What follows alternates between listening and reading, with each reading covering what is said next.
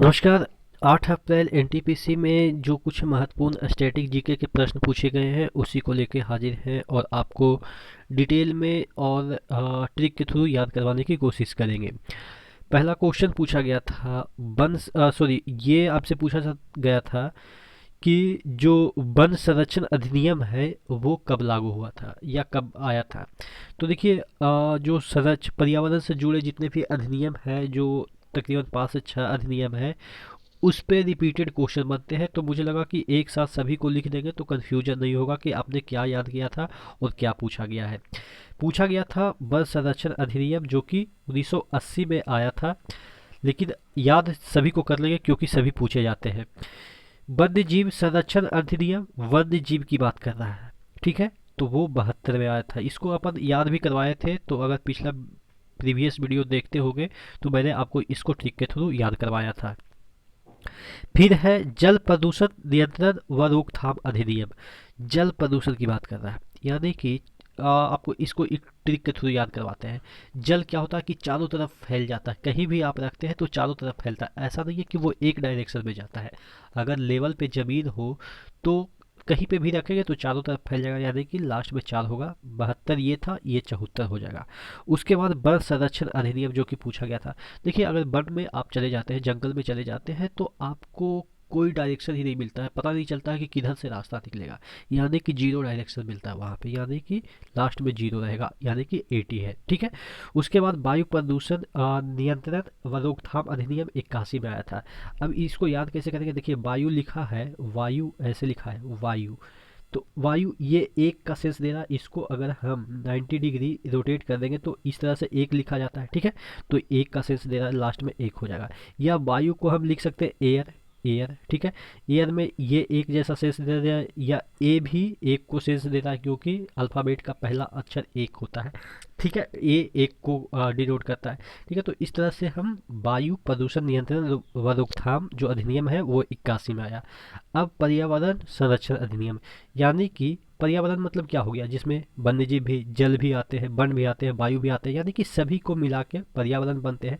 तो पर्यावरण यानी कि सभी को मिला के, और संरक्षण यानी कि 6 आ रहा है, यानी कि सभी को मिला के, यानी कि छक्का मार देगा तो सभी का पाप धुल जाएगा। इस तरह से कहते हैं ना कि 1 रन 2 रन 3 रन से बढ़िया है कि सभी को एक साथ, यानी कि सभी का, यानी कि 6, ठीक है। सभी का 6, इस तरह से हम याद करेंगे कि पर्यावरण संरक्षण अधिनियम यानी कि सभी को अपने में समाहित कर लेता है, 6, ठीक है। तो इस तरह से याद रखेंगे। पांचों जो अधिनियम है मैंने आपको डिफरेंशिएट करके भी बता दिया कि कैसे कैसे याद करना है, और पांचों पूछे जाते हैं आपके जब भी कोई भी एग्जाम हो। इसमें से एक प्रश्न तो जरूर ही आपको मिल जाएंगे, तो ध्यान रखिएगा। नासा ने 2004 में मैसेंजर स्पेसक्राफ्ट किसके अध्ययन के लिए भेजा था? मैंने ये भी आपको याद करवाया था। मैसेंजर की बात कर रहा है, यानी कि मैसेज भेजेगा। अब कोई भी ग्रह इतना हॉट है, मरकरी की मैं बात कर रहा हूँ, तो वहाँ पे आदमी तो जा नहीं सकता है, तो वहाँ पे सिर्फ मैसेज भी भेजा जा सकता है। मैसेज तो सिग्नल के थ्रू कहीं भी भेजा जा सकता है जहाँ पे आदमी नहीं भी जा सकता है। तो यानी कि जो मैसेंजर एयरक्राफ्ट है वो मरकरी पे के अध्ययन के लिए भेजा गया था। अब ये 2004 में भेजा गया था और 2015 में इसका जो कार्य तिथि है वो समाप्त हो गया, यानी कि 2015 तक ये चला था, ठीक है। ध्यान रखिएगा मैसेंजर के नाम से। मैसेज इस तरह से भी याद रखेंगे। मैसेंजर एम से स्टार्ट होता है ना, मैसेंजर, और मरकरी भी एम से स्टार्ट होता है, तो ठीक है, इस तरह से याद रखिएगा। माउंट सेंट हेलेंस सक्रिय ज्वालामुखी कहाँ पे है? देखिए, ये मैंने आपको याद करवाया था। ये भी देखिए, जितने भी क्वेश्चन मैं यहाँ पे करवा रहा हूँ अधिकतर मेरे प्रीवियस जो वीडियो है उसमें ऑलरेडी मैंने करवा रखा है। तो ये अलग बात है कि मैं यहाँ पे हैंड रिटेन चीज़ें लाता हूँ जिसका कोई इम्पोर्टेंस नहीं होता है, देखने में अच्छा नहीं लगता, लेकिन मैं यकीन करूँ कि जितने भी मैंने आपको हैंड रिटेन चीज़ें बताई है, अगर उसको पलट के देखिएगा तो आपका तकरीबन से तकरीबन 70% जो टफ वाले क्वेश्चन हैं आपके एनटीपीसी में आ रहे हैं, इजी वाले तो मैं कराता ही नहीं हूँ, वो आपको लगभग लड़ जाएगा। तो बात बात की मतलब कि समय समय की बात है, कौन किसको फॉलो करता है, कहाँ से कौन पढ़ता है। माउंट सेंट हेलेंस सक्रिय ज्वालामुखी कहाँ पे है?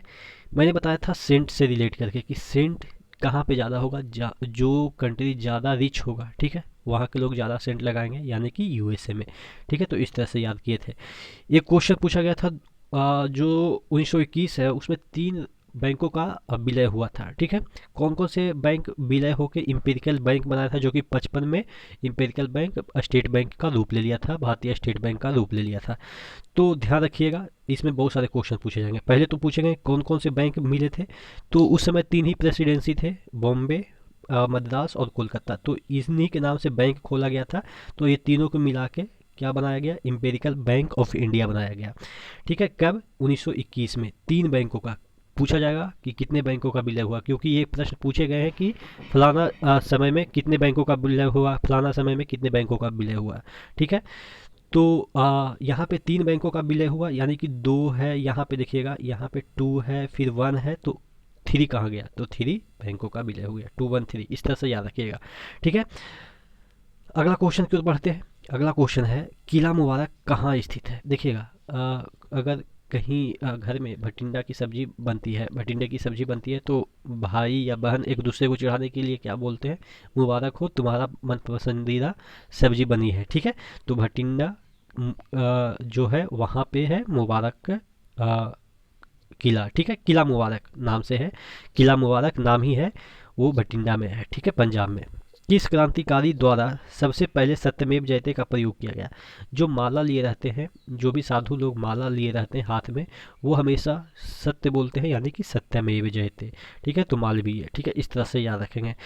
गोतीपुआ किस राज्य का लोक नृत्य है, ये पूछा गया था। तो देखिएगा, जो गोता लगाते हैं वो पहले उड़ते हैं। अगर कोई तालाब में गोता लगाते हैं या नदी में गोता लगाते हैं या स्विमिंग पूल में गोता लगाते हैं, तो ऊपर से उड़ते हुए आते हैं और गोता लगाते हैं। तो यानी कि उड़ते हुए उड़ीसा से गोतीपुआ रिलेट करेंगे कि गोतीपुआ किस राज्य की लोक नृत्य है, ये आपके उड़ीसा की। ठीक है, तो आशा करते हैं जितने भी क्वेश्चन मैंने कराए याद हो गए होंगे। इसी तरह से बने रहेगा चैनल के साथ।